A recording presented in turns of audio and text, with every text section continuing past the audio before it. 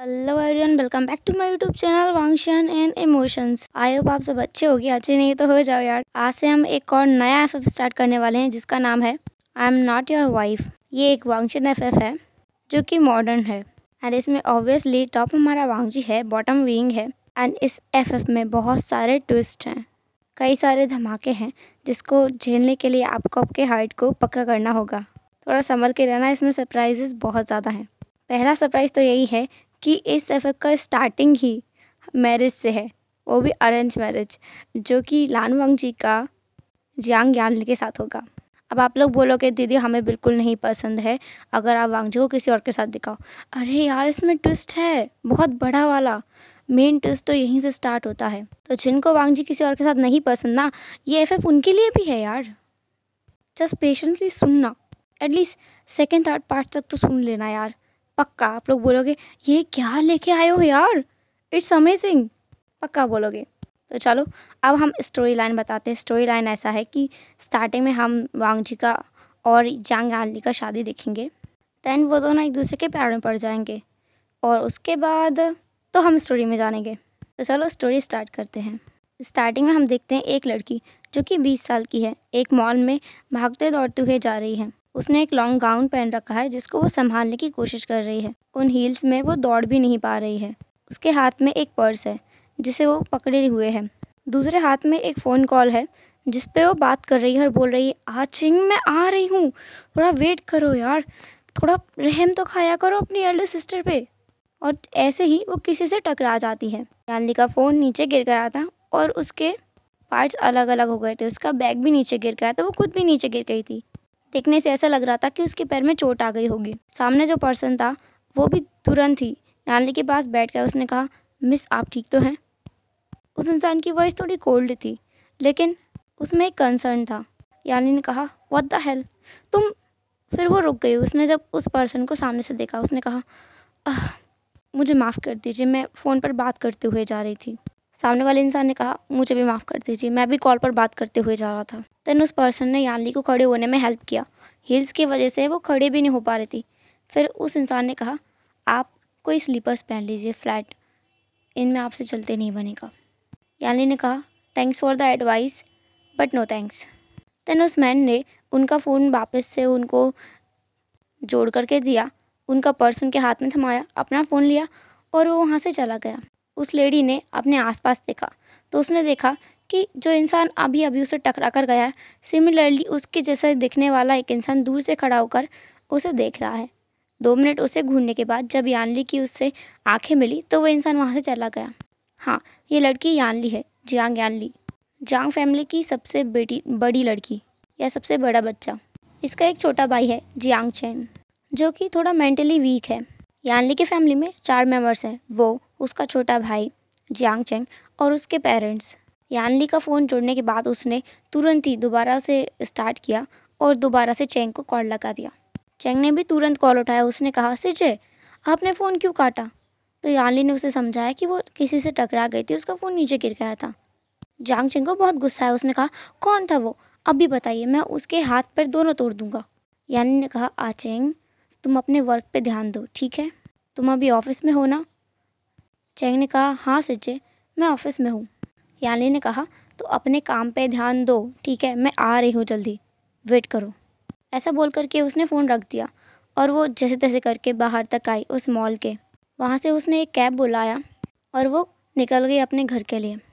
जांग house पहुँचने के बाद में उसने अपना ड्रेसअप को चेंज किया। जितना भारी भरकम गाउन पहन रखा था उसे हटाकर उसने एक सिंपल सी येलो रंग की T shirt and black trousers पहन लिए, बिल्कुल सिंपल। साथ ही फ्लैट चप्पल्स। कान में जो बड़े बड़े इयररिंग्स लटका रखे थे उनको भी निकाल करके उसने साइड रख दिया। जो उसके बाल थे वो भी भारी भरकम तरीके से लदे हुए थे, कुछ कुछ गहने उसमें भी पहने हुए थे उसने। उस सब को निकाल कर उसने एक मैसी बन बना लिया। यानली शावर ले चुकी थी। वो अपने घर के उस रूम से बाहर आई। वो घर ज़्यादा बड़ा नहीं है। उस घर में 3 ही रूम है। एक किचन है, एक छोटा सा हॉल है एंड एक बहुत छोटा सा गार्डन है। एंड जो उसका रूफ टॉप है उसमें जितने कमरे हैं उनमें किराएदार रहते हैं। तो मतलब यानली कोई रिच फैमिली से बिलोंग नहीं करती है। जांग फैमिली कोई ज़्यादा रिच नहीं है। बाहर उसके माँ बाप बैठे हुए थे फ्लोर पर एक चटाई को बिछा करके। यानली ने बोला कि वो चैंग से मिलने जा रही है, तो उसकी मदर जो कि यू है, जियांग यू ने उसे रोका और कहा, तुम अकेले कहाँ जा रहे हो? अभी भी तुम अकेले ही आई हो, तुम्हारी दोस्त कहाँ है? यानली ने कहा, मॉम वो बहुत इम्पोर्टेंट काम में थी एंड आज उसकी ही शादी थी, वहीं से मैं आ रही हूँ। तो मेरे साथ कैसे आएगी? वो अपने हस्बैंड के साथ जाएगी। यू ने कहा, तो तुम मत जाओ, तुम्हें पता नहीं है लड़कियों को अकेले नहीं जाना चाहिए। आजकल का टाइम बिल्कुल अच्छा नहीं है, बिल्कुल ख़राब ज़माना है, तुम अकेले नहीं जा सकते। यानली ने कहा, लेकिन चेंग कितनी बार कॉल कर चुका है माँ, मुझे जाना चाहिए। जांग फैमिया ने कहा, यू उसे जाने दो, इतना भी कोई बुरा ज़माना नहीं है, वो कैब लेगी, डायरेक्ट ही कंपनी चली जाएगी, ठीक है? उसने ऐसा कहते हुए यानली की तरफ देखा। यानली ने कहा, हाँ बाबा, मैं डायरेक्ट वहीं जाऊँगी, कहीं और नहीं जाऊँगी। यू ने कहा, नहीं, ऐसा नहीं करते हैं, मैं तुम्हारे कज़न ब्रदर को बुलाती हूँ, वो तुम्हें वहाँ तक ड्रॉप कर देगा। यानली फ्रस्ट्रेटेड हो गई थी, उसे कहीं अकेले क्यों नहीं जाने दिया जाता? क्योंकि वो एक लड़की है इसलिए। उसका कज़न ब्रदर नी हुसैन, वो काफ़ी ज़्यादा रिच है, उसे बुलाएंगे तो वो कार लेके आएगा, इसलिए यही मैडम यू बोल रही थी कि कार से जाना, ताकि रौब भी बना रहे और एक लड़की का अकेले जाना बिल्कुल सही नहीं है। उन्होंने नी हुसैन को बुलाया। यानली कार में बैठी गुस्से में, उसने किसी को बाय भी नहीं बोला, डायरेक्ट उसने कहा, हुसैन चलो। हुसैन ने गाड़ी चलाया एंड लगभग 15 मिनट में वो कंपनी के सामने थी। हुसैन ने भी पूछा, यानली तुम्हें नहीं लगता तुम्हें मुझसे शादी कर लेनी चाहिए? यानली ने कहा, अपनी बकवास बंद करो, इसलिए ही मैं तुम्हारे साथ कहीं जाना पसंद नहीं करती। पता नहीं क्यों माँ मेरे पीछे पड़ी रहती हैं, तुम्हारे साथ जाओ, तुम्हारे साथ जाऊँ। हुसैन ने हंसा और कहा, वो तुम्हारा भला चाहती हैं इसलिए ऐसा बोलते हैं। देखो मैं वेल सेटल्ड हूँ, मैं खुद का अपने पिता का कंपनी में CEO हूँ, इतना रिच हूँ, तुम्हारा ख्याल आराम से रख सकता हूँ। यानी ने कहा, मुझे तुमसे क्या किसी भी लड़के से शादी नहीं करनी है, मैं अकेले रहना पसंद करती हूँ, ठीक है? और लाइफ टाइम अकेले ही रहूँगी, तुम यहाँ से जाओ अब। हुसैन ने कहा, सोच लो, अगर मैं अकेला गया तुम्हें लिए बिना, तुम्हारी मॉम फिर से तुम्हें डांटेगी। अब यानली क्या कहे, बात तो सही है। उसने बिना जवाब दिए वहाँ से चली गई। वो चैंग के पास गई। उसने चैंग को कहा, तुम कभी अपना काम खुद से करोगे? चैंग ने कहा, सिज्जे आप मुझे डांट रहे हो? ऑफिस में अभी लंच ब्रेक था, सब लोगों को पता है, ये तो रोज़ का ही काम है। चैंग रोज़ अपना मेडिसिन नहीं लेता है जब तक कि उसका सिस्टर आके उसको मेडिसिन नहीं देती। यानली ने अपने ब्रदर को मेडिसिन दिया, उसने मेडिसिन खाया, देन कहा, मैं ठीक हूँ, अब आप जा सकते हो। यानली ने कहा, अच्छे से काम करना, हाँ, टाइम पे घर आना। चैंग ने अपनी सिस्टर की नकल करते हुए कहा, और किसी से झगड़ा मत करना, ज़्यादा बातें मत करना, सही से रहना। यानली ने कहा, तुम मेरी नकल कर रहे हो? चैंग ने बस हंस दिया। यानली वहाँ से निकल के आई। हुसैन बाहर ही बैठा था। यानली ने स्मिक किया, देन वो गाड़ी में जाके बैठ गई। हुसैन गाड़ी चलाते हुए बोल रहा था, कहीं ऐसा तो नहीं है ना कि तुम्हें लड़कियों में इंटरेस्ट हो? यानली ने कहा, हाँ है तो। हुसैन ने एकदम गाड़ी रोका, उसने कहा, क्या? यानली ने कहा, हाँ तो अगर हो भी तो तुम्हें उससे क्या? हुसैन अब पीछे मुड़ा। यानली पीछे वाली सीट पर बैठी थी। हुसैन ने कहा, ये सच है? मैंने अंधेरे में तीर मारा था, तीर निशाने पर लग गया। यानली ने कहा, क्या अंधेरा क्या तीर, मुझे कुछ समझ नहीं आ रहा है। फिलहाल मुझे घर ड्रॉप करो और तुम्हारा कंपनी जाओ, तुम्हें और कुछ काम नहीं है? जब भी माँ फ़ोन करती है तुरंत आ जाते हो। हुसैन ने फिर से हंसा। उसने गाड़ी चलाया एंड यानली को अपने घर पर छोड़ दिया। आज घर का माहौल कुछ तो अलग था, कुछ तो अजीब था। उसे यहाँ से गए हुए बस 1 घंटा ही हुआ है। 1 घंटे में क्या बदल गया उसे समझ नहीं आया। लेकिन वो अपने घर के अंदर गई तो बहुत ज़्यादा चहल पहल थी। यानली जब अपनी मदर के पास आ रही थी तो उसकी मदर भागकर उसके पास आई। उसने कहा, तुम यहाँ क्या कर रही हो? जाके जल्दी तैयार हो जाओ, और हाँ, अच्छे कपड़े पहनना, अच्छे से श्रृंगार करना, अच्छे से रेडी होके आना, मेकअप वगैरह कर लेना। यानली ने कहा, लेकिन क्यों, कोई आ रहा है? यानली डर गई थी। मैडम यू ने कहा, हाँ, तुम्हें देखने के लिए लोग आ रहे हैं, जल्दी जाओ, तैयार हो के आओ। यानली ने कहा, माँ प्लीज़, मैंने आपसे कई बार कहा है मैं नहीं। पर मैडम यू ने उसे बीच में काट दिया और कहा, तो क्या चाहती हो, हम तुम्हें ज़िंदगी भर यहीं रखें, अपने बेटे को छोड़कर तुम्हें ही खिलाते रहे? लड़कियां एक तरीके से बोझ होती है, उन्हें उतार देना बहुत ज़रूरी होता है, वो भी टाइम रहते। पता नहीं आगे चल के कोई तुमसे शादी करे या ना करे।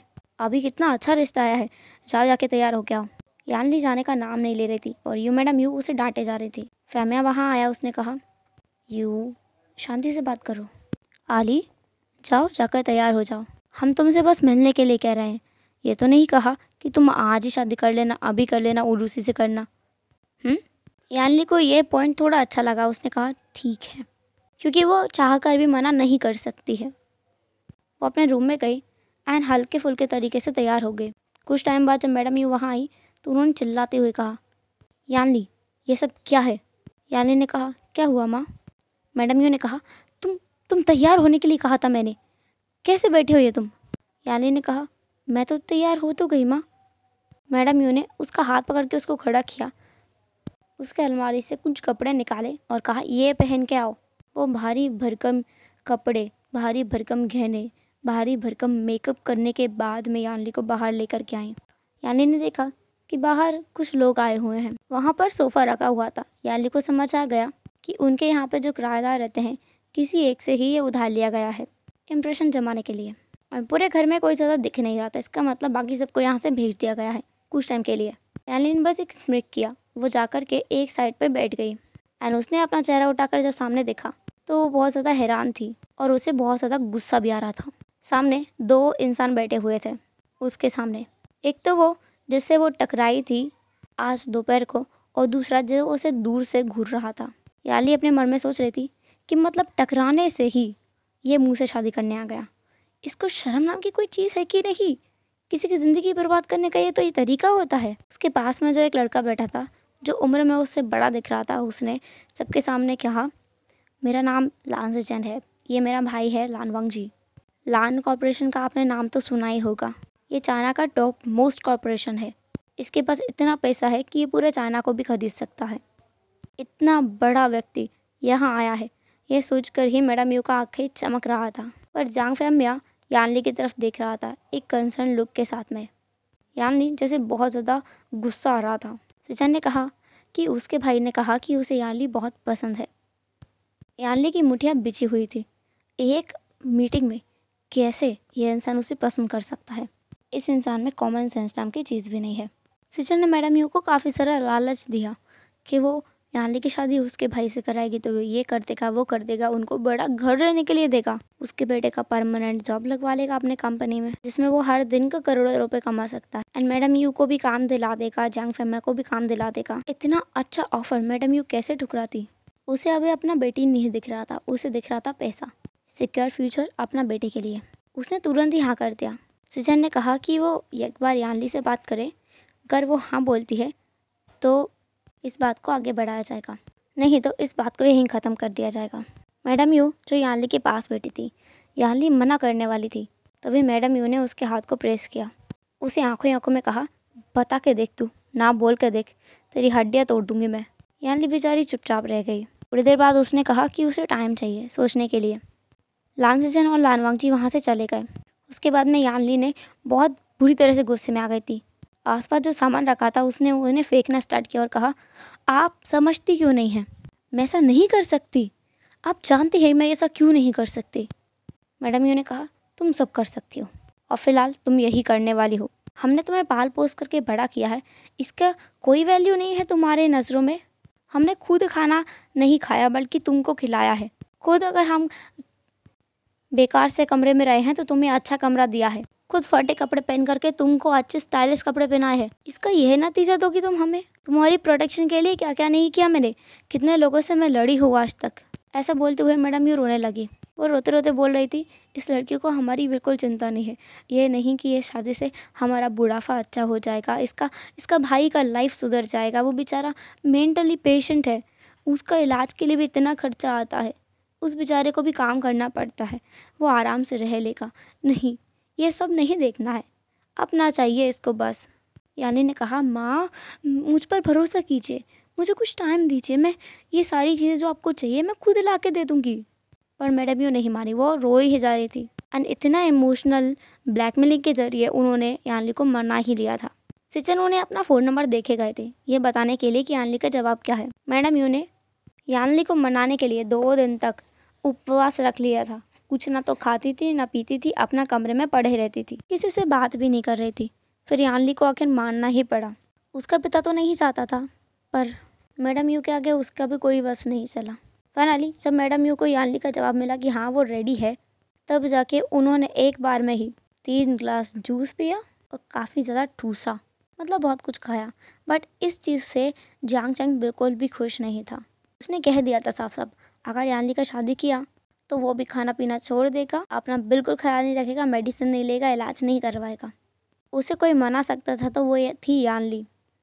मैडम ने उससे कहा कि उसे जाके मनाओ। यानली उसके पास गई और उससे कहा, कोई बात नहीं आचेंग, तुम चाहो तो तुम मेरे साथ चल सकते हो। चेंग ने कहा, मैं सच में आपके साथ चल सकता हूँ? यानली ने कहा, हाँ बिल्कुल चल सकते हो, मैं बात करूँगी ना, तुम मेरे साथ ही रहना, ठीक है? चेंग ने कहा, फिर ठीक है, फिर मैं आपके साथ दिन भर रहूँगा ना जी? यानली ने कहा, दिन भर रहोगे। चेंग ने कहा, फिर हम एक ही रूम में रहेंगे, एक साथ सोएंगे, एक साथ खाएंगे, एक साथ ही खेलेंगे ना? यानली ने कहा, सब एक साथ करेंगे।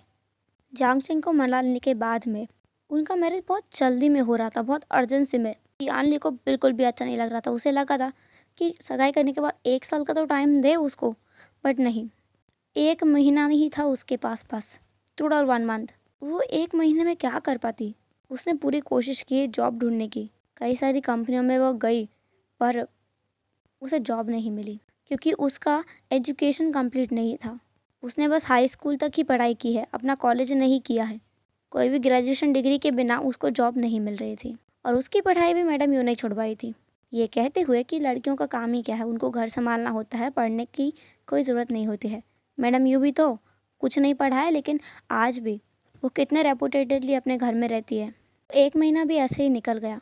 उस दिन जब यानली का शादी था, उसका मन था कि वो यहाँ से भाग जाए।